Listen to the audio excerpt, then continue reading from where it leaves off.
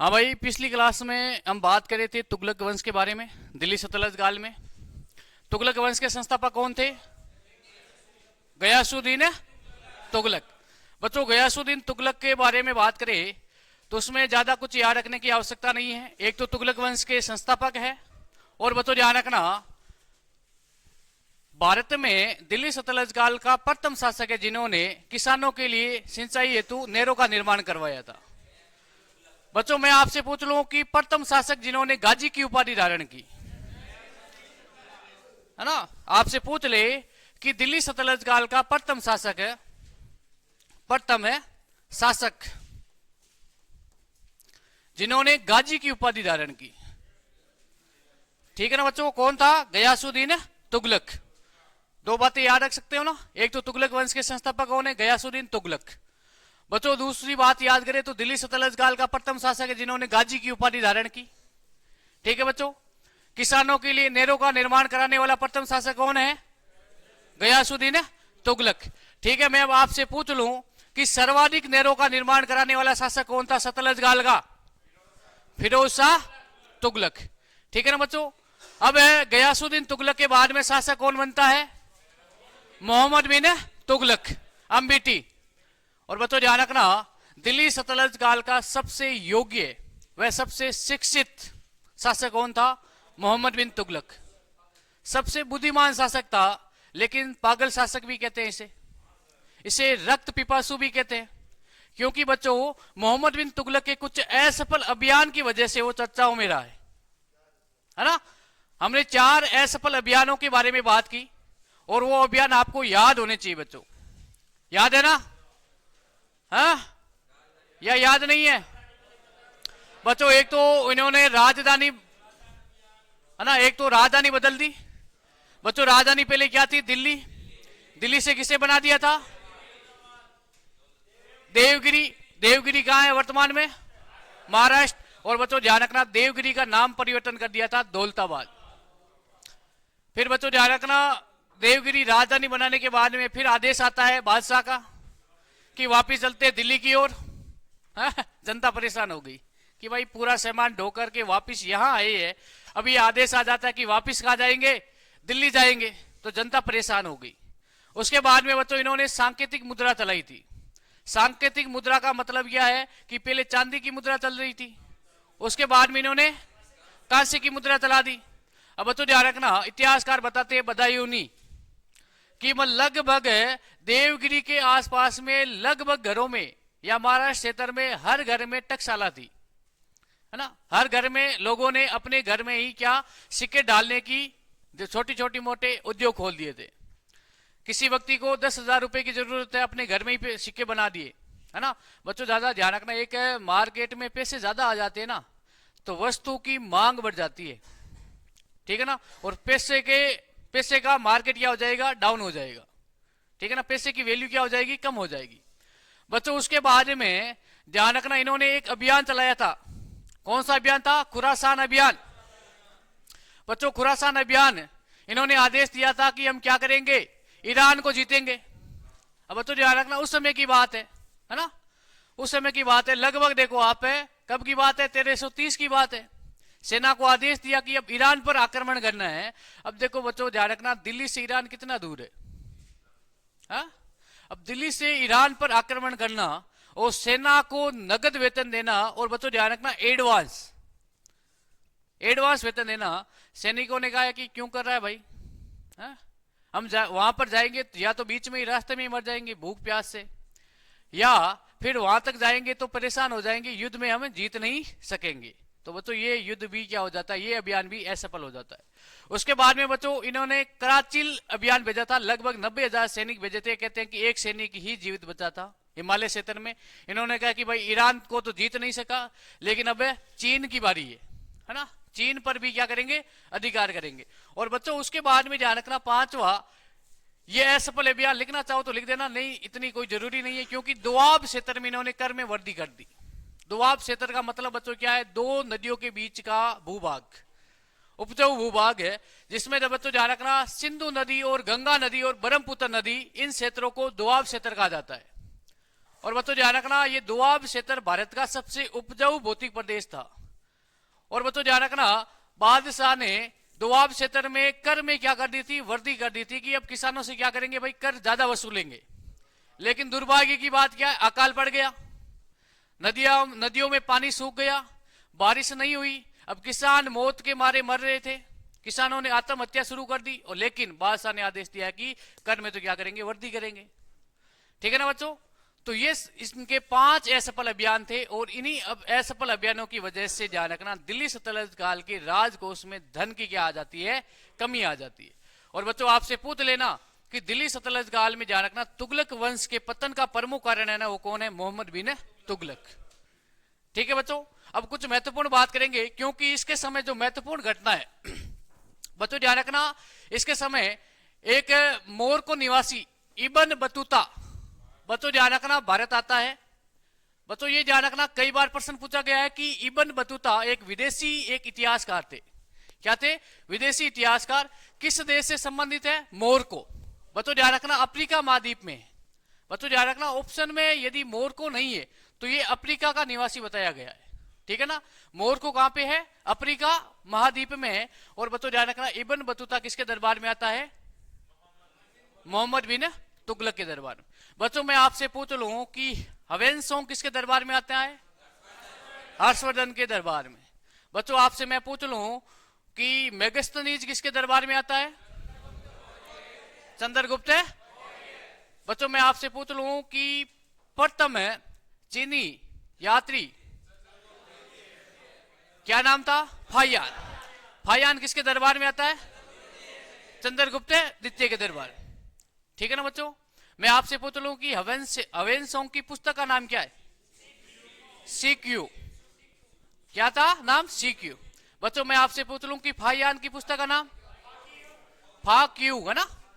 बच्चों मैं आपसे पूछ लूं कि मेगस्थनीज की पुस्तक का नाम क्या, इंडिका। ठीक है ना बच्चों।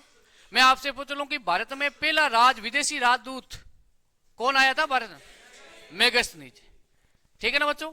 अब ध्यान रखना ये इब्न बतूता कई बार प्रश्न पूछा गया किसके दरबार में आता है, भारत है मोहम्मद बिन तुगलक के दरबार में। और बच्चों ध्यान रखना ये मोरको निवासी था। और बच्चों ध्यान रखना इससे प्रभावित होकर के मोहम्मद बिन तुगलक ने इससे ध्यान रखना एक उपाधि दी थी। बच्चों ध्यान रखना इसे दिल्ली का क्या कर दिया था, काजी नियुक्त कर दिया था। लिखने की आवश्यकता नहीं है, लेकिन आपको इतना लिखना है कि मोहम्मद बिन तुगलक के समय इब्न बतूता भारत आता है। और इब्न बतूता ध्यान रखना ये मोरको निवासी था।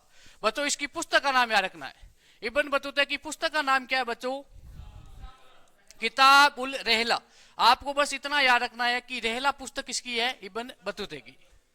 ठीक है ना बच्चों। इससे प्रभावित होकर के ध्यान रखना, इससे खुश होकर के मोहम्मद बिन तुगलक ने इसे दिल्ली का काजी बना दिया और अपना दूत बना करके, ध्यान रखना अपना दूत बना करके चीन भी भेजता है।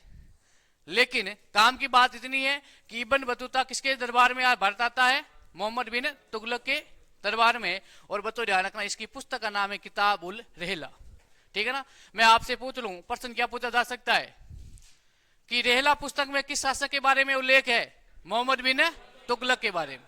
ठीक है ना। या आपसे पूछ ले कि किस ग्रंथ में मोहम्मद बिन तुगलक के बारे में जानकारी मिलती है, किताब उल रहला।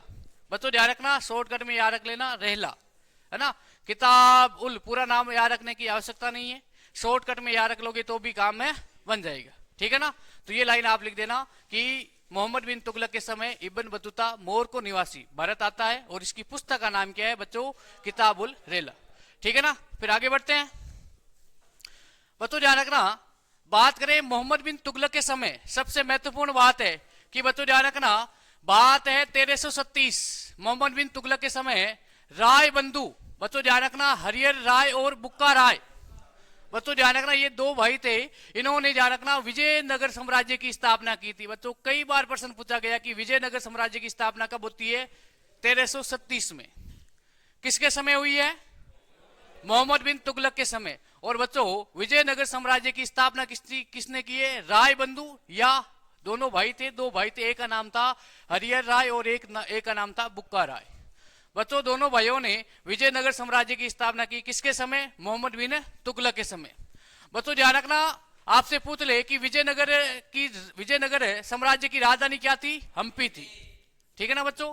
और बच्चों ध्यान रखना, एक बात करे और करे बच्चों, दूसरे एक साम्राज्य की भी स्थापना होती है मोहम्मद बिन तुगलक के समय 1347 में हसन गंगू।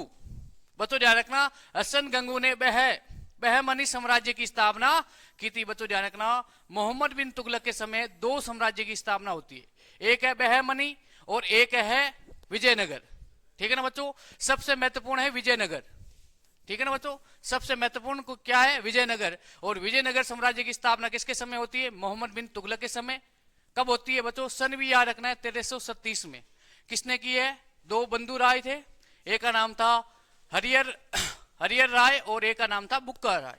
ठीक है ना बच्चों। और दूसरा साम्राज्य बच्चों, सन याद रखने की आवश्यकता नहीं है, हसन गंगू ने बहमनी साम्राज्य की क्या की थी, स्थापना की थी। दो साम्राज्य की स्थापना होती है और सबसे महत्वपूर्ण है विजयनगर। कई बार प्रश्न पूछा गया कि संस्थापक कौन है विजयनगर साम्राज्य के, दो भाई थे, हरियर और बुक्का राय। ठीक है ना बच्चों। और आपसे यह भी पूछा जा सकता है कि बहमनी साम्राज्य की स्थापना किसने की है बच्चों, हसन गंगू ने। किसने की है, हसन गंगू ने। ठीक है ना बच्चों, इसका सन लिखना है आपको, है ना। और इसका सन लिखने की आवश्यकता नहीं है, इतना याद रखना है बस कि मोहम्मद बिन तुगलक के समय बहमनी साम्राज्य की क्या होती है, स्थापना होती है। संस्थापक के नाम याद रखना है। और बच्चों याद रखना, जो ये विजयनगर साम्राज्य है इसकी राजधानी आपको याद रखना है। प्रश्न ये पूछा जा सकता है कि राजधानी क्या थी, हम्पी। मैं आपसे पूछ लूं कि भारत के किस नोट पे हम्पी, 50 के नोट पे किसका चित्र है, हम्पी के स्मारक, हम्पी के स्मारक का फोटो है, ध्यान रखना बच्चों। अभी वर्तमान में 2000 का नोट चालू है क्या, नहीं है भाई। 2000 का नोट बंद क्यों किया गया बच्चों, ध्यान रखना, जितना भी बड़ा नोट होगा ना उतनी ही देश की अर्थव्यवस्था डाउन होगी। ठीक है ना बच्चों। फिर आगे बढ़ते हैं, नेक्स्ट शासक कौन है, फिरोज शाह तुगलक। कौन है, फिरोज शाह तुगलक। बच्चों ध्यान रखना, फिरोज शाह तुगलक, बच्चों ध्यान रखना सबसे महत्वपूर्ण बात बच्चों, फिरोज शाह तुगलक को ध्यान रखना सिकंदर लोदी, बच्चों ध्यान रखना इसे सिकंदर लोदी बच्चों और औरंगजेब का अग्रगामी कहा जाता है। बच्चों ध्यान रखना, सिकंदर लोदी वह औरंगजेब का अग्रगामी कहा जाता है, ध्यान रखना बच्चों। ठीक है ना बच्चों। मैंने आपको एक बात और लिखाई थी कि दिल्ली सल्तनत काल का औरंगजेब किसे कहते हैं,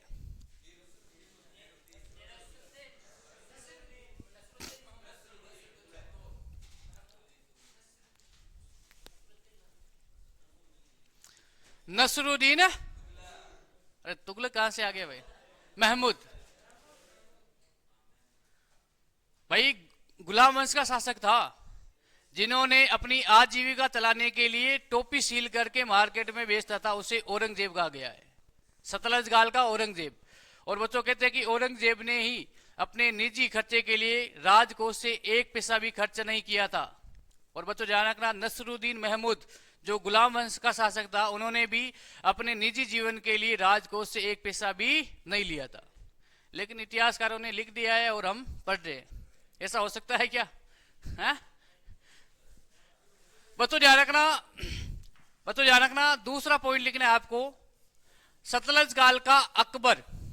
बच्चों इसे सतलज काल का अकबर भी कहा जाता है। और किसने कहा है बच्चों, इसे कहा है इलियट ने। बच्चों ध्यान रखना, विदेशी इतिहासकार था जिसका नाम था इलियट, जिन्होंने कहा था कि ये जो फिरोज शाह तुगलक है ये क्या है, सतलज काल का अकबर।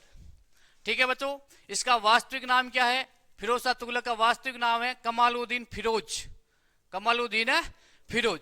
बच्चों ध्यान रखना, ये गयासुद्दीन तुगलक के छोटे भाई, ध्यान रखना छोटे भाई रजब का बेटा था। और बच्चों ध्यान रखना, इसकी माता का नाम क्या था, बीबी जेला। बच्चों ये प्रश्न पूछा गया है कि कौन से दिल्ली सल्तनत काल के शासक की माता हिंदू थी। ठीक है ना बच्चों, फिरोज शाह तुगलक। और बच्चों ध्यान रखना, फिरोज शाह तुगलक पर आरोप लगाया गया कि ये तो क्या है, हिंदू शासक है। और बच्चों इन्होंने परेशान होकर के ब्राह्मणों पर जजिया कर लगाने वाला प्रथम शासक कौन है, फिरोज शाह तुगलक। लेकिन मैं यहां आपसे एक प्रश्न पूछ रहा हूं कि भारत में सर्वप्रथम जजिया कर किसने लगवाया है, मोहम्मद बिन कासिम ने। ठीक है बच्चों, और आपसे आगे पूछ ले कि ब्राह्मणों पर मोहम्मद बिन कासिम ने जब जजिया कर लगाया था तो उन्होंने कहा कि एक तो विधवा महिला, ब्राह्मण और विकलांग पे हम क्या नहीं लगाएंगे, जजिया कर नहीं लगाएंगे। लेकिन बच्चों ध्यान रखना, इतिहास में सर्वप्रथम ब्राह्मणों पर जजिया कर लगाने वाला शासक कौन है, फिरोज शाह तुगलक। आगे लिखाऊंगा मैं, लेकिन बच्चों मैं आपसे पूछ लूं कि ये जजिया कर क्या है, कौन बताएगा?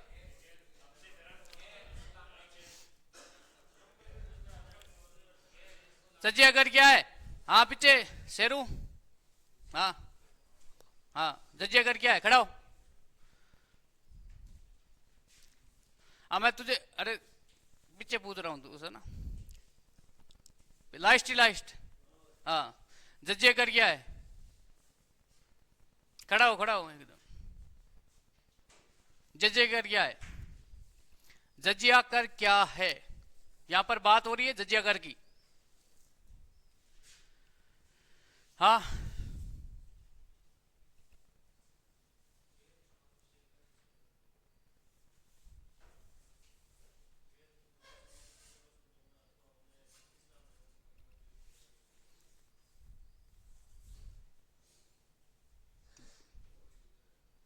वही उत्तर है, इन्होंने गलत बताया है, फिर भी यही उत्तर है।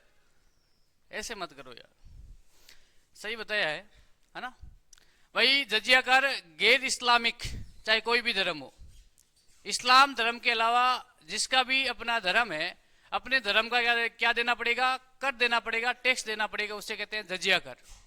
या तो आप इस्लाम धर्म को स्वीकार कर लो, नहीं तो आपको कर देना पड़ेगा, उसे कहते हैं जजिया कर। ठीक है ना बच्चों, जजिया कर ध्यान रखना, नीचे बैठे, वेरी गुड है ना। जजिया कर सर्वप्रथम कौन लगाता है, मोहम्मद बिन कासिम। कौन लगाता है, मोहम्मद बिन कासिम लगाता है। बच्चों ध्यान रखना, लेकिन मोहम्मद बिन कासिम ने ब्राह्मणों को छोड़ दिया था, कर से मुक्त रखा था जजिया कर से। लेकिन बच्चों ध्यान रखना, फिरोज शाह तुगलक ब्राह्मणों पर सर्वप्रथम क्या लगाता है, जजिया कर लगवाता है। क्योंकि फिरोज शाह तुगलक की माता, जिनका नाम था बीबी जेला, एक हिंदू ब्राह्मण थी।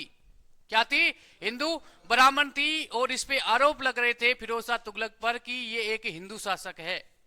तो इन्होंने कहा कि भाई ब्राह्मणों पर ही क्या लगा देता हूं, जजिया कर, कम से कम ये एक आरोप यह तो समाप्त हो जाए, जो मेरे विरोध कर रहे हैं उनकी बोलती बंद हो जाए। क्योंकि धार्मिक गुरुओं ने इस पे आरोप लगाया था कि ये हिंदुओं का ज्यादा ही पक्ष ले रहा है। जिन्होंने ब्राह्मणों पर क्या लगा दिया था, जजिया कर लगा दिया था। क्यों, क्योंकि ध्यान रखना, इसकी माता फिरोज शाह तुगलक की माता बीबी जेला एक हिंदू ब्राह्मण थी। ठीक है ना बच्चों। और प्रश्न ये भी पूछा जा सकता है कि दिल्ली सल्तनत काल का एकमात्र शासक जिसकी माता क्या थी, हिंदू, कौन था, फिरोज शाह तुगलक। बच्चों ध्यान रखना, फिरोज शाह तुगलक सबसे महत्वपूर्ण बात है, इन्होंने 24 प्रकार के जो कर लग रहे थे उसको क्या कर दिया था, समाप्त कर दिया था। बच्चों ध्यान रखना, 24 प्रकार के जो टैक्स लग रहे थे, कर लग रहे थे, उसे क्या कर दिया था, समाप्त कर दिया था। और इन्होंने कहा कि हम सिर्फ क्या लेंगे, 4 कर लेंगे। कितने कर लेंगे, 4 कर लेंगे बच्चों। एक तो है खराज कर, खराज कर का मतलब क्या है, भूमि कर। बच्चों दूसरा था जकात, जकात कर का मतलब क्या है, ये मुसलमान भी लेंगे। ध्यान रखना, मुसलमानों पर भी इन्होंने कर लगा दिया था कि मुसलमान भी क्या देंगे, कर देंगे बच्चों। और बच्चों तीसरी बात रही है, सबसे महत्वपूर्ण बात है और कई बार एग्जामों में पूछा भी गया है बच्चों, जजिया कर। बच्चों ध्यान रखना, जजिया कर है ब्राह्मणों पर। ध्यान रखना, इसने हिंदुओं को जिम्मी कहा है। ध्यान रखना, हिंदुओं को क्या कहा था, जिम्मी। बच्चों ध्यान रखना, धर्म विरोधी। ठीक है बच्चों, आपसे इतनी बात याद रखनी है बस कि जजिया कर ब्राह्मणों पर, ध्यान रखना, ब्राह्मणों पर जजिया कर लगाने वाला प्रथम दिल्ली सल्तनत काल का शासक कौन था, फिरोज शाह तुगलक। और बच्चों ध्यान रखना, 24 प्रकार के कर थे, 24 प्रकार के टैक्स थे, उसको इन्होंने क्या कर दिया था, समाप्त कर दिया। और इन्होंने कहा कि हम कितने लेंगे, 4 प्रकार के कर लेंगे। और बच्चों एक है खुम्स कर, इसे कहते हैं लूट, इसे क्या कहा जाता है, लूट कर। बच्चों ध्यान रखना, जैसे कि आपको पता है कि अलाउद्दीन खिलजी ने कहा था कि यदि कोई दूसरी रियासत को लूट करके मेरी रियासत में कोई डाकू आएगा, लुटेरे आएगा, तो मैं ध्यान रखना उससे क्या लूंगा, कर लूंगा, टैक्स लूंगा। और बच्चों उसको मैं क्या दूंगा, शरण दूंगा। वैसे ही फिरोज शाह तुगलक ने कहा कि जो ये खुम्स कर है, इसे कहते हैं लूट कर। कोई डाकू या कोई लुटेरा, मतलब दूसरी रियासत में, ध्यान रखना अपनी रियासत में नहीं, दूसरी रियासत को लूट करके मेरी रियासत में आएगा, तो मैं उसे क्या दूंगा, शरण दूंगा। ठीक है ना। और मैं उससे क्या लूंगा बच्चों, कर लूंगा। और बच्चों ध्यान रखना कर का परसेंट क्या था, 1/5। ठीक है ना बच्चों। और ये कर ध्यान रखना बच्चों, आपसे पूछ रहे अलाउद्दीन खिलजी के समय क्या था, 4/5 था। क्या था, 4/5। ठीक है बच्चों, इन्होंने 24 प्रकार के टैक्स को क्या कर दिया था, समाप्त कर दिया था। प्रश्न पूछा जा सकता है कि दिल्ली सल्तनत काल का वह शासक जिन्होंने 24 प्रकार के टैक्स को क्या कर दिया था, समाप्त कर दिया था, और सिर्फ 4 कर लगाए थे। कौन था, फिरोज शाह तुगलक। बच्चों ध्यान रखना, फिरोज शाह तुगलक परेशान था। परेशान क्यों था, क्योंकि इससे पहले शासक कौन था, और मोहम्मद बिन तुगलक की नीतियों से ये परेशान था। क्योंकि जब फिरोज शाह तुगलक शासक बनता है तो बच्चों ध्यान रखना, इसकी मजबूरी यह थी कि क्योंकि राजकोष में एक पैसा भी नहीं था। और बच्चों भाई राजा के पास में पैसे नहीं है तो सेना रखना है ना, सेना को वेतन देना। आपको पता है कि अलाउद्दीन खिलजी ने यह प्रावधान कर दिया कि सेना क्या रखेंगे, स्थायी रखेंगे, सेना को नगद वेतन देंगे। अब राजकोष में पैसे नहीं है तो सेना को वेतन दे सकेंगे क्या, नहीं। बच्चों ध्यान रखना, आगे जाकर के इन्होंने जो स्थायी सेना है उसे भी रखना क्या कर दिया था, बंद कर दिया था। बच्चों ध्यान रखना, जो एकता प्रथा थी इसे पुनः शुरू कौन कर देता है, फिरोज शाह तुगलक। फिरोज शाह तुगलक ने कहा कि भाई मेरे पास में इतने पैसे नहीं है कि मैं सेना को क्या दूं, नगद वेतन।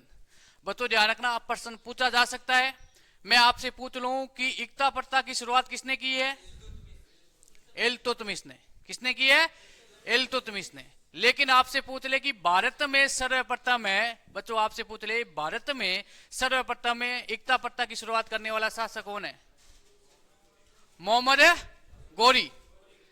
अरे ध्यान रखना, जो सिंध प्रांत है वहां पर मोहम्मद गोरी ने एकता प्रथा की शुरुआत की थी।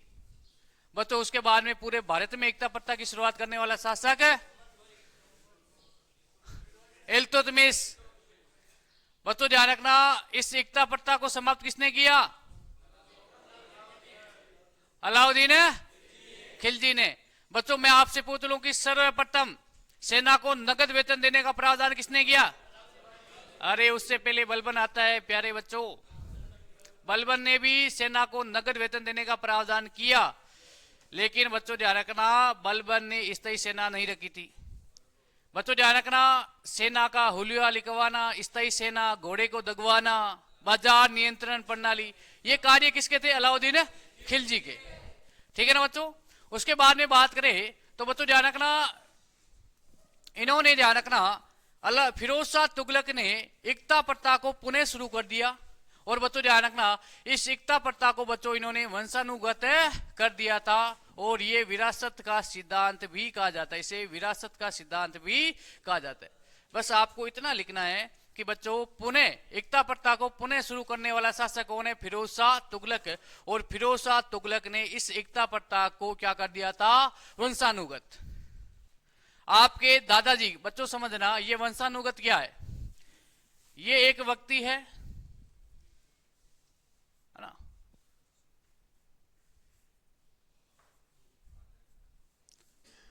ये एक सैनिक है, इसका नाम क्या है, राकेश। क्या नाम है, राकेश। अब ये राकेश क्या है, सेना में है, सैनिक है ना, ये एक सैनिक है।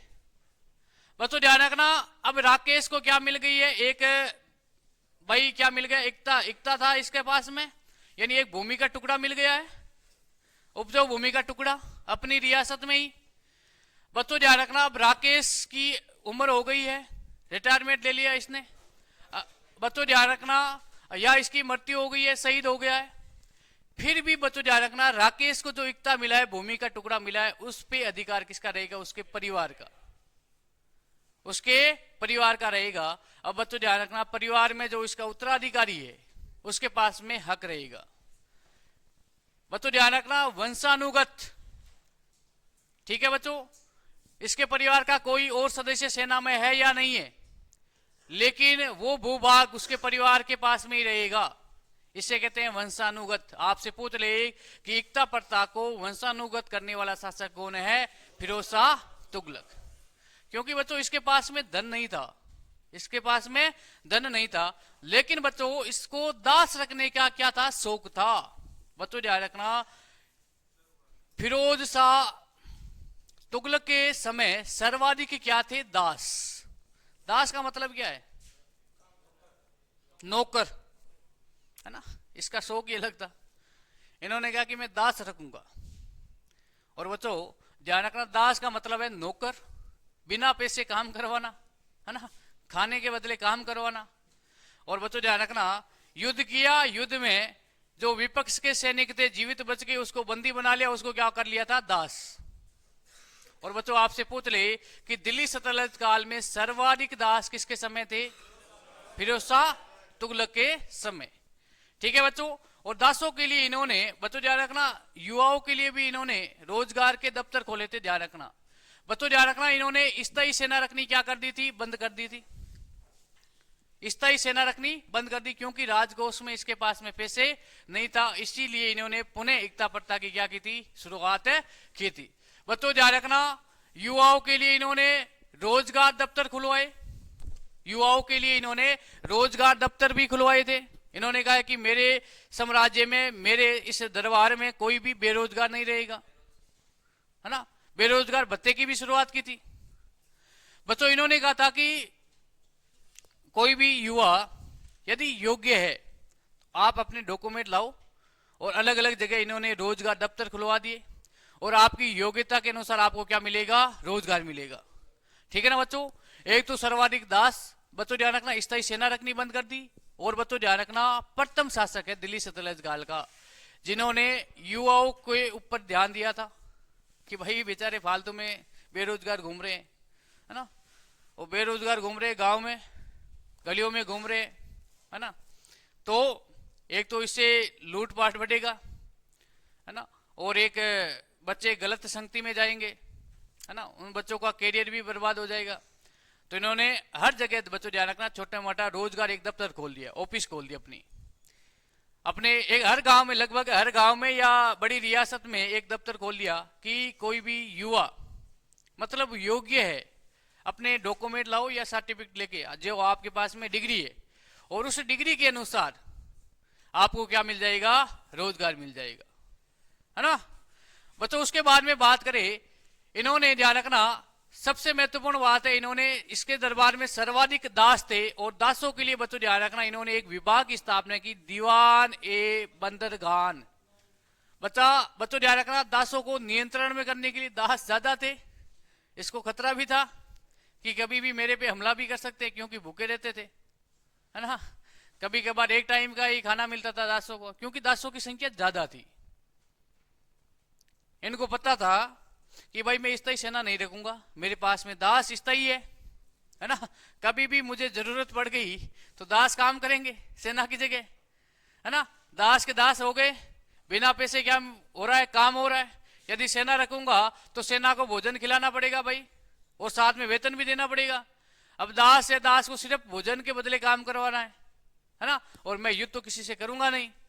ठीक है ना बच्चों इन्होंने ध्यान रखना, दासों के लिए एक विभाग की स्थापना की। बच्चों ध्यान रखना, फिर इन्होंने दान देने की भी शुरुआत की। दान के लिए बच्चों ध्यान रखना, दीवान एक खैरात बनाया। क्या बनाया था, दीवान एक खैरात। बच्चों ध्यान रखना, इन्होंने कहा मुस्लिम लड़की और विधवा महिलाओं को मैं क्या दूंगा, दान दूंगा, आर्थिक सहायता दूंगा, है ना। सातरवती योजना शुरू की थी किसने, फिरोज शाह तुगलक ने, है ना बच्चों। ध्यान रखना, दान, एक तो राजकोष में पैसा नहीं है, लेकिन नाटक तो बड़े बड़े कर रहा है ना रोजगार दफ्तर खुलवा रहा है, दास रख रहा है, शौक तो इसके बड़े है ना। और इन्होंने कहा कि मैं एक दान विभाग की स्थापना की कि भाई जो मुस्लिम लड़की है, जो शिक्षा क्षेत्र में आगे आना चाहती है, घर की स्थिति अच्छी नहीं है, तो उसको हम क्या देंगे, छात्रवृत्ति देंगे।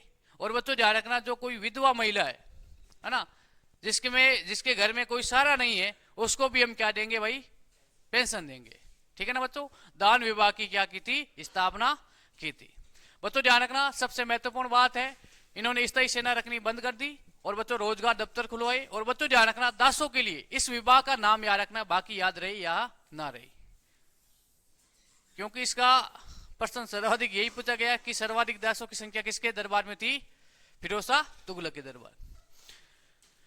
ठीक है बच्चों, फिर अब समझना है, लिखने की आवश्यकता नहीं है, मैं बता दूंगा वो चीज आपको लिखनी है। बच्चों ध्यान रखना, इन्होंने दीवान ए इतिहाक, बच्चों ध्यान रखना, जो वर्द है ना, वर्दों के लिए इन्होंने कहा कि पेंशन भी दूंगा, बच्चियों को क्या दूंगा, छात्रवृत्ति, विधवा को क्या दूंगा, पेंशन दूंगा, जो बूढ़े बडेरे हैं, वर्द है ना, बेसारे, उनको भी क्या दूंगा, मैं पेंशन दूंगा। और बच्चों ध्यान रखना, इन्होंने दीवान ए रिसालत है ना, रिसालत, बच्चों ध्यान रखना, लोक शिकायत, यदि किसी को शिकायत करनी है कि भाई भ्रष्टाचार हो रहा है, बच्चों ध्यान रखना, आपसे पूछ ले, आप याद रखना बस, आपसे पूछ ले कि किस दिल्ली सतलज गाल या सतलज गाल के शासक के समय सर्वाधिक भ्रष्टाचार बढ़ा था। फिरोज शाह तुगलक के समय इतना भ्रष्टाचार बढ़ गया कि पैसे के बिना काम ही नहीं हो रहा था। तो इन्होंने बच्चों ध्यान रखना, दीवान ए रिसालत, बच्चों ध्यान रखना, लोक शिकायत के लिए इन्होंने एक विभाग की स्थापना की, क्योंकि फिरोज शाह तुगलक के समय सर्वाधिक भ्रष्टाचार बढ़ गया था। और बच्चों ध्यान रखना, इसीलिए ध्यान रखना बच्चों, सबसे भ्रष्ट शासक किसे कहते हैं, फिरोज शाह तुगलक को। भ्रष्टाचार की शुरुआत हो जाती है, और आपको पता है कि सबसे कम भ्रष्टाचार किसके समय हुआ था, अलाउद्दीन खिलजी के समय। बाजार नियंत्रण प्रणाली, अलाउद्दीन खिलजी ने कहा है कि कोई भ्रष्टाचार करेगा, जितना भ्रष्टाचार करा है उसके शरीर के मांस निकाल दो, है ना। बच्चों ये ध्यान आपको रखना। बच्चों ध्यान रखना, उसके बाद में दीवान ए मुक्त है ना, दीवान ए मुक्त खराज है ना, बच्चों लगान वसूलने के लिए इन्होंने विभाग की कि भाई लगान भी वसूलेंगे। बच्चों ध्यान रखना, इन्होंने भित्ति चित्रकारी बंद कर दी, इन्होंने बच्चों ध्यान रखना सोने चांदी के बर्तन बंद करवा दिए। बच्चों ध्यान रखना, महिलाओं को पीर मजार पे रोक लगा दी कि कोई महिला मस्जिद में नहीं जाएगी, कोई महिला किसी पीर मजार पे नहीं जाएगी, महिला किसी मौलवी के पास में नहीं जाएगी, क्योंकि अत्याचार बढ़ गया, अपराध भी बढ़ गया, है ना। तो इनके पास में शिकायत आई कि भाई मौलवी भी काम गड़बड़ कर रहे हैं, है ना। तो इन्होंने कहा कि भाई मजार पे जाना ही बंद कर दो, महिलाओं पे इन्होंने ध्यान रखना प्रतिबंध लगा दिया। बच्चों ध्यान रखना, और बच्चों ध्यान रखना, एक बात और भी आपको याद रखना, इन्होंने गंगा और यमुना नदी में स्नान करने की जो हमारी परंपरा है सनातन धर्म की, उस पे भी इन्होंने क्या लगा दिया था, रोक।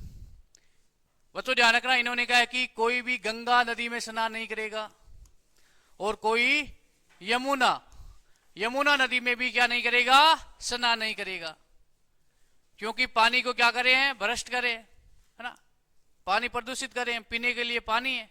और बच्चों ध्यान रखना, लगभग बच्चों ध्यान रखना, सबसे महत्वपूर्ण बात है, इन्होंने बहुत सारे, ये लाइन आपको लिखनी है, बहुत सारे नगर बसाए थे। बच्चों ध्यान रखना, लगभग 300, कितने, 300 नए शहर बचाए थे इन्होंने, शहर कितने, 300। और बच्चों ध्यान रखना, इन्होंने लगभग 1200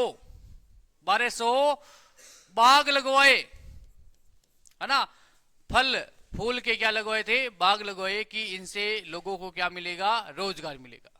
ठीक है ना बच्चों। लगभग आपसे पूछ ले कोई नगर के बारे में कि इसको किसने बसाया था, तो फिरोज शाह तुगलक। लगभग भारत में 300 शहर बसाए थे किसने, फिरोज शाह तुगलक में। बच्चों ध्यान रखना, इसमें 4-5 को आपको नाम याद रखना है। एक तो है फिरोज शाह कोटला, खेल स्टेडियम भी है। बच्चों ध्यान रखना, एक है फतेहाबाद। बच्चों ध्यान रखना, फिरोज शाह कोटला कहां पे है, दिल्ली। और बच्चों ध्यान रखना, फतेहाबाद हरियाणा। बच्चों जो प्रमुख शहर है उनके नाम याद रखने हैं। प्रश्न सीधा पूछा जाएगा कि फिरोज शाह कोटला शहर किसने बसाया था, फिरोज शाह तुगलक ने। बच्चों फतेहाबाद जो हरियाणा में है वर्तमान में, इसको किसने बसाया था, फिरोज शाह तुगलक ने। बच्चों नेक्स्ट बात करें जौनपुर। बच्चों ध्यान रखना, जौनपुर। बच्चों ध्यान रखना, जूना खां की याद में, है ना, जूना खां की याद में बच्चों ध्यान रखना। और उसके बाद में बात करें फिरोजाबाद। बच्चों ये 4 शहर है, इनके आपको नाम याद रखने, ठीक है ना बच्चों। लगभग इन्होंने 300, फिरोज शाह तुगलक ने लगभग 300 नए शहर बसाए थे। और बच्चों ध्यान रखना, 1200 बाग लगवाए, कितने, 1200 बाग, कि भाई लोगों को क्या मिलेंगे, रोजगार मिलेंगे, अच्छे मीठे फलों के, है ना, फूल के बाग बगीचे लगाए थे 1200 किलो। आपको पता है कि इन्होंने युवाओं को रोजगार देने के लिए रोजगार दफ्तर की स्थापना की थी। अब युवाओं की संख्या बढ़ गई, बेरोजगारों की। अब इन्होंने कहा कि भाई बागों में फूल है, फल है, इसको तोड़ो और मार्केट में बेचो, ये रोजगार ही है। ठीक है ना बच्चों। उसके बाद में शहर क्यों बसाए? क्योंकि उसमें साफ सफाई भी रखेंगे, कर्मचारियों की भी जरूरत पड़ेगी, है ना। जो अशिक्षित है वो सफाई कर्मचारी में आ जाएंगे, और जिसके पास में भाई कुछ भी नहीं है तो मेरे दास में शामिल हो जाओ, खाना तो मैं खिला दूंगा। ठीक है ना बच्चों। और उसके बाद में बच्चों ध्यान रखना इसकी आत्मकथा। बच्चों आत्मकथा, और बच्चों एक ये ग्रंथ आपको याद रखना है बर्नी का। बच्चों ध्यान रखना, 2 पुस्तक याद रखनी है। बच्चों ध्यान रखना, इसके समय बर्नी एक इतिहासकार थे, इन्होंने तारीख ए फिरोजशाही लिखी थी। क्या लिखी थी? तारीख ए फिरोजशाही ग्रंथ। बच्चों कई बार प्रश्न पूछा गया है। तारीख ए फिरोजशाही, ये आपको मैंने जो आपको दिया ना, जो ये अलग से नोट्स दिए ना, प्रमुख प्रैक्टिस सेट नहीं, अलग से पीपीटी का एक किताबों के नाम दिए ना, उसमें इन ग्रंथों के नाम है। ठीक है ना। लिखना चाहो तो लिख दो, लेकिन लिखने की कोई आवश्यकता नहीं, क्योंकि उसमें ये नाम है।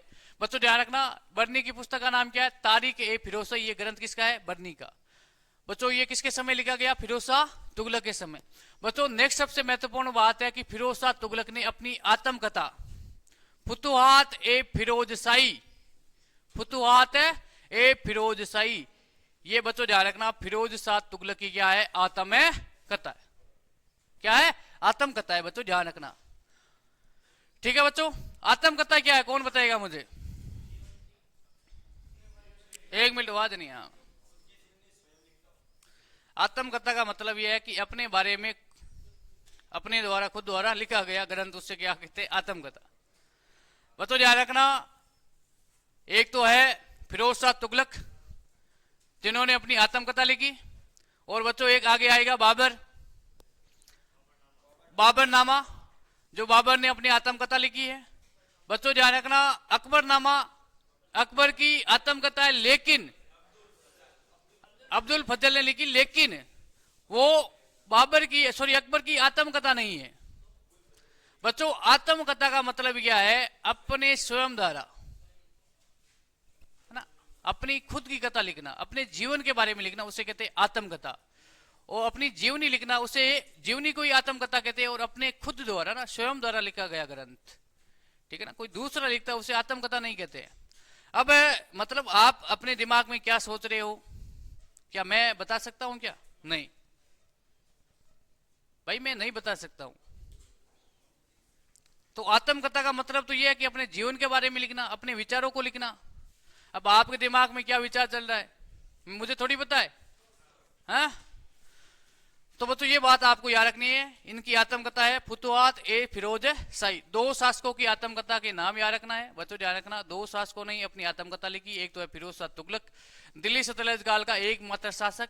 आपसे पूछ ले, दिल्ली सतलज काल का एकमात्र शासक जिन्होंने अपनी आत्मकथा लिखी है फिरोज शाह तुगलक। और बच्चों मुगल काल का एकमात्र शासक बाबर। ठीक है ना बच्चों। उसके बाद में बात करें, बच्चों ध्यान रखना, ये हम अशोक के बारे में बात कर चुके हैं बच्चों, लेकिन ध्यान रखना अशोक के 2 प्रमुख स्तंभ लेख। बच्चों ध्यान रखना, हमने बात की थी कि अशोक के प्रमुख स्तंभ लेख।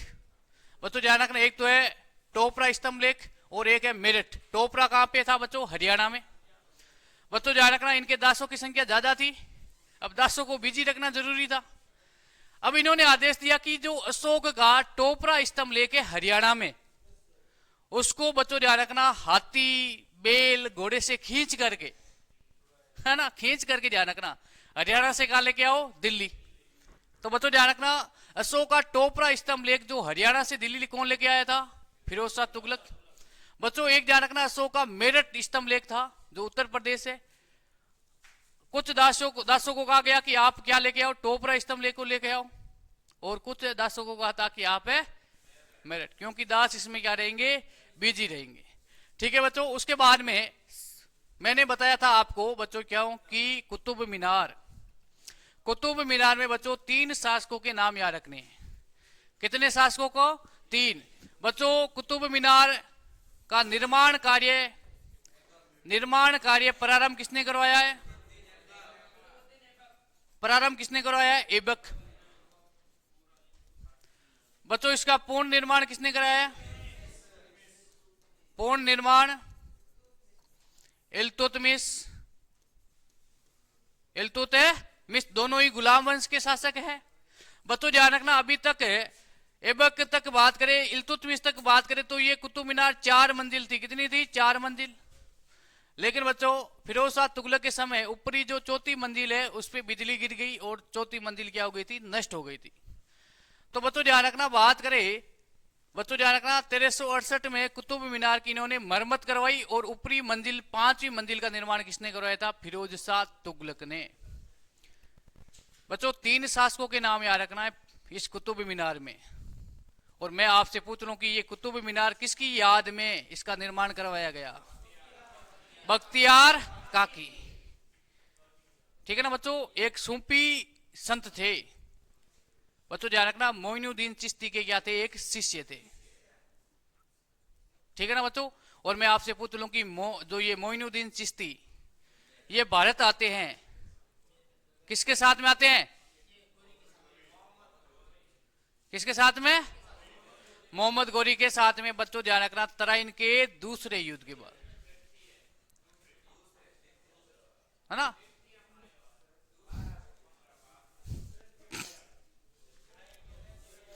तराइन के सेकेंड युद्ध के बाद में ध्यान रखना, मोहम्मद गोरी के साथ में कौन आता है?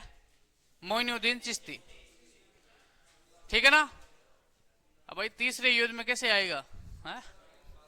मोहम्मद गोरी की तो मृत्यु हो जाती है 1206 में, है? पृथ्वीराज चौहान के समय ध्यान रखना, यह भी प्रश्न पूछा गया है कि भारत के किस शासक के शासनकाल में मोइनुद्दीन चिश्ती भारत आता है? पृथ्वीराज चौहान के समय, ध्यान रखना। और इन्होंने अपना निवास स्थान किससे बनाया था? अजमेर को। ठीक है बच्चों? फिर क्या होता है कि बच्चों इसकी मृत्यु हो जाती है और आपको लिखना है बच्चों तुगलक वंश का अंतिम शासक। ये लिख लिया ना?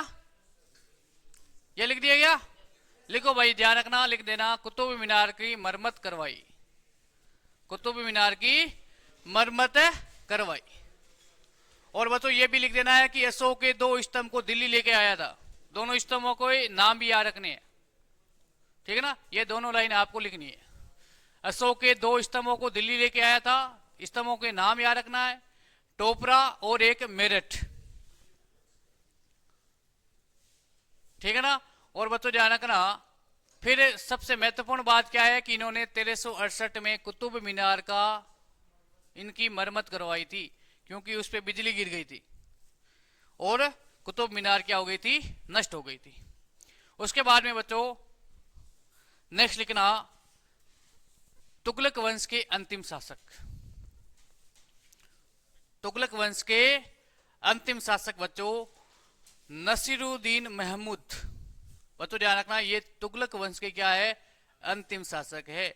और इसी के साथ में बच्चों ध्यान रखना, ये तुगलक वंश क्या हो जाता है? समाप्त हो जाता है। बच्चों तुगलक वंश में एक तो गयासुद्दीन तुगलक, गयासुद्दीन तुगलक, गयासुद्दीन तुगलक। बच्चों उसके बाद में एमबीटी मोहम्मद बिन तुगलक, उसके बाद में बच्चों फिरोज शाह तुगलक। और बच्चों ध्यान रखना, अंतिम शासक आपसे पूछ ले कौन है? नसरुद्दीन महमूद।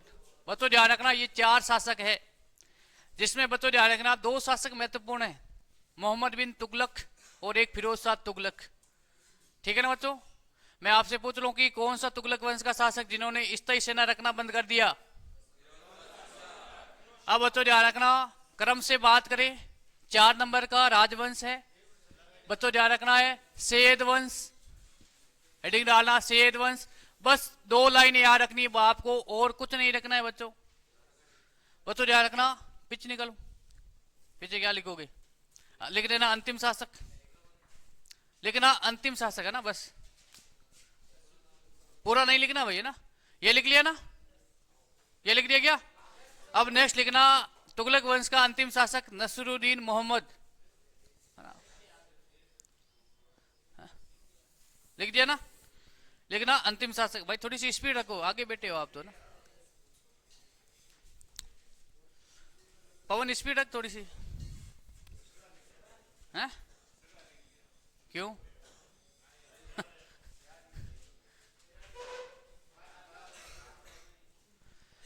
ओके, आगे बढ़ते हैं। हाँ, पीछे। हाँ, अंतिम अंतिम। पागल बादशाह किसे कहते हैं?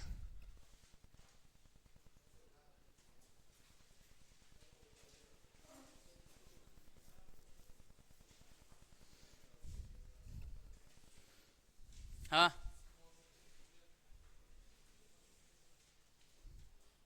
अरे ऐसा कौन सा बादशाह था जो दरबार में नंगा आ जाता था? मुबारक शाह खिलजी। किसका? ध्यान रखना भाई, खिलजी वंश है ना, ये पागल थे, है ना। इनके वंश में ये, इनका तो ध्यान रखना, ये वंश क्रम ही ऐसा ही है, क्योंकि ये समलिंग ही प्रेम कर रहे थे।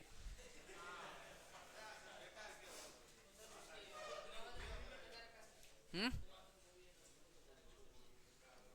बदनाम शासक कहते हैं, इससे ध्यान रखना, मोहम्मद शाह खिलजी को। मैंने कहा था, आपको बताया था ना कि एक बार जनता मुराद लेके आई थी, मोहनी का समय था, राजमहल से बिना वस्त्र ही बाहर आ जाता है, जनता वापस भागी। क्या बादशाह है ना, ये पागल है। मॉर्निंग में भी दिमाग खराब कर दिया, पूरा दिन खराब निकलेगा, गाली निकाल करके वापस चले जाते। बच्चों ध्यान रखना, नेक्स्ट लिखना, छोटा सा राजवंश है, ज्यादा कुछ याद नहीं रखना है बच्चों। ध्यान रखना, संस्थापक कौन है सैयद वंश के? खिजर का। और बच्चों ध्यान रखना, अंतिम शासक, बच्चों ध्यान रखना, अंतिम शासक है आलम शाह। सिर्फ 2 लाइन याद रखनी आपको, और कुछ नहीं रखना है। सैयद वंश के संस्थापक है खिजर खां। बच्चों ध्यान रखना, सैयद वंश के संस्थापक है खिजर खां। और बच्चों ध्यान रखना, अंतिम शासक है आलम शाह। सिर्फ 2 लाइन याद रखनी है। हाँ हाँ, शुरू होते ही खत्म हो गया, ये एक छोटा सा राजवंश है। बच्चों ध्यान रखना, तैमूर लंग। ध्यान रखना, तुगलक वंश के समय, बच्चों ध्यान रखना, तुगलक वंश के अंतिम शासक कौन है? नसरुद्दीन महमूद। बच्चों ध्यान रखना, इसके समय बच्चों ध्यान रखना, तैमूर लंग एक विदेशी आक्रमणकारी था। इन्होंने ध्यान रखना 1391 में भारत पर आक्रमण कर दिया। क्या कर दिया था? भारत पर आक्रमण कर दिया था। बच्चों ध्यान रखना, दिल्ली में ध्यान रखना बच्चों, इन्होंने तैमूर लंग ने अपनी आत्मकथा तुजुक ए तैमूरी, बच्चों ध्यान रखना, इसकी आत्मकथा है तैमूर लंग की तुजुक ए तैमूरी। उसमें इन्होंने बताया था कि मैंने दिल्ली में, ध्यान रखना, दिल्ली में इतना कत्लेआम करा दिया कि जो पानी के नाले थे, गंदी नाली है ना, पानी की निकासी, उसमें बच्चों ध्यान रखना, पानी की जगह जनता का खून बह रहा था। और बच्चों तैमूर लंग ने, ध्यान रखना, आदेश दिया था कि मैं जहां जहां से जाऊंगा वहां पर, ध्यान रखना, लाशों से मेरे के लिए क्या बना दो? रास्ता बना दो। लाशों के ऊपर से गुजरा था। और बच्चों ध्यान रखना, दिल्ली को ध्यान रखना तहस नहस कर दिया था। दिल्ली में कत्लेआम करा दिया, किसने? तैमूर लंग ने। और तैमूर लंग का सेनापति कौन था? खिजर खां। और खिजर खां को सौंप करके तैमूर लंग वापिस चला जाता है। बच्चों ध्यान रखना, तैमूर लंग ने हमारे राजस्थान में बटनेर, जो हनुमानगढ़ में है, घगर नदी के किनारे बटनेर दुर्ग पर आक्रमण करता है। और तैमूर लंग ने अपनी आत्मकथा तुजुक ए तैमूरी में यह बताया था कि भारत का सबसे मजबूत किला है बटनेर का दुर्ग, जिसका निर्माण भूपत भाटी ने करवाया था, जो राजस्थान का सबसे प्राचीनतम दुर्ग है। और बच्चों ध्यान रखना, विश्व का एकमात्र ऐसा उदाहरण है जिसमें हिंदुओं के साथ साथ में मुसलमान महिलाओं ने भी जोर किया था, जब तैमूर लंग का आक्रमण होता है बटनेर दुर्ग पे। इतिहास की प्रथम घटना है जिसमें हिंदू और मुस्लिम महिलाओं ने क्या किया था? जोर किया था। ठीक है ना बच्चों? और तैमूर लंग के कारण ही इस सैयद वंश की क्या होती है? स्थापना होती है। ठीक है ना बच्चों? और इन्होंने दिल्ली पे क्या करा दिया था? कत्लेआम। बस इतनी याद रखना है। संस्थापक खिजर खां, अंतिम शासक है आलम का, आलम है सा। उसके बाद में बच्चों नेक्स्ट लिखना लोधी वंश। अरे इसमें क्या 2 लाइन लिखनी, अभी तक लिखा ही नहीं है। संस्थापक है खिजर खां और अंतिम शासक है आलम शाह। अंतिम शासक है आलम है। अरे घबराने की आवश्यकता नहीं है, जितना बोलूं उतना ही लिखो ना।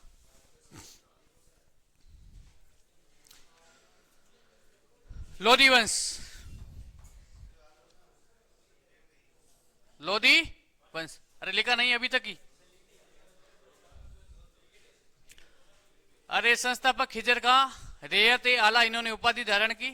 और बच्चों अंतिम शासक है आलम शाह। इसका मतलब पूरा लिख रहे हो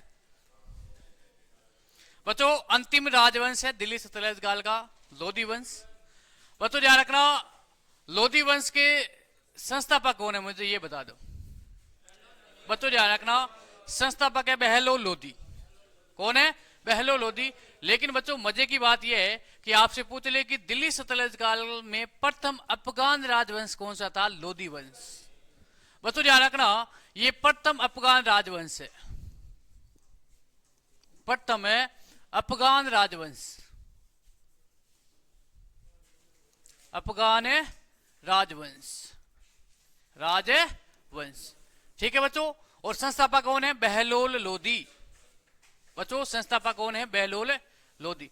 बच्चों ध्यान रखना, गुलाम वंश के शासक थे जिनका नाम था बलबन। बच्चों ध्यान रखना, बलबन के समय मेवात क्षेत्र, जो आज का बच्चों कुछ हरियाणा का भाग है, कुछ दिल्ली और कुछ हमारे राजस्थान का अलवर भरतपुर, अभी वर्तमान में लगभग मेवात क्षेत्र तो हरियाणा में ही है। बच्चों ध्यान रखना, बलबन के समय मेवात क्षेत्र में लूट लाट डाकूचारी है ना, ये बढ़ गया था ना, लूटना। कोई भी व्यापारी मेवात क्षेत्र जा रहा है तो उसको लूट लिया जाता था। बच्चों ध्यान रखना, तो इन डाकुओं को, इस डाकुओं को दबाने के लिए है ना, इस भ्रष्टाचार को ध्यान रखना, इस आक्रमण को समाप्त करने के लिए, लुटेरे को समाप्त करने के लिए बच्चों ध्यान रखना, बलबन ने अफगानियों को बुला लिया। ये पठानी थे, इनकी हाइट लगभग 7-8 फीट थी है ना, शरीर के डाकी लोंटे है ना। ये आते हैं सैनिक के रूप में। और बच्चों ध्यान रखना, सैनिक के रूप में आते लगभग 3000 अफगान आते हैं बलबन के समय सैनिक बन करके। और बच्चों नेतृत्व कौन कर रहा है? बहराम खां। और बच्चों ध्यान रखना, इसी के साथ में कौन था बच्चों? बहलो लोधी। और आज आगे जाकर के बच्चों ध्यान रखना, बहलो लोधी क्या बन जाता है? लोधी वंश का संस्थापक। लेकिन बात इतनी याद रखना है कि प्रथम अफगान राजवंश कौन सा है? लोधी वंश। संस्थापक बहलोल लोधी। बच्चों 3 शासकों के नाम याद रखना है, बहलोल लोधी, इब्राहिम लोधी और सिकंदर लोधी। ठीक है ना बच्चों, 3 शासकों के नाम याद रखना है। और मैं आपसे एक प्रश्न पूछ लूं, दूसरा अफगान राजवंश कौन सा है? दिल्ली पे शासन करने वाला दूसरा अफगान राजवंश। पहला तो ये हो गया लोधी वंश, दूसरा शेरशाह सूरी का नाम सुना है? शेरशाह सूरी ने हुमायूं को पराजित कर दिया और दिल्ली पे अधिकार कर लिया था। और शेरशाह सूरी ने सूर वंश की स्थापना की। ध्यान रखना, दूसरा अफगान राजवंश कौन सा होगा? सूर वंश। मुगल काल में पढ़ेंगे, लेकिन बस इतनी बात याद रखना। और बच्चों ध्यान रखना, दिल्ली सल्तनत में सबसे लंबा शासनकाल किसका है? बच्चों ध्यान रखना, बच्चों ध्यान रखना, बहलोल लोधी का। किसका है? बहलोल लोधी का। ठीक है बच्चों, अब 2 शासक और है, इनके बारे में बात करेंगे कल, इनके बारे में बात करेंगे कल। आज के लिए इतना ही। जय हिंद, जय भारत। अब सुनना, कल की क्लास में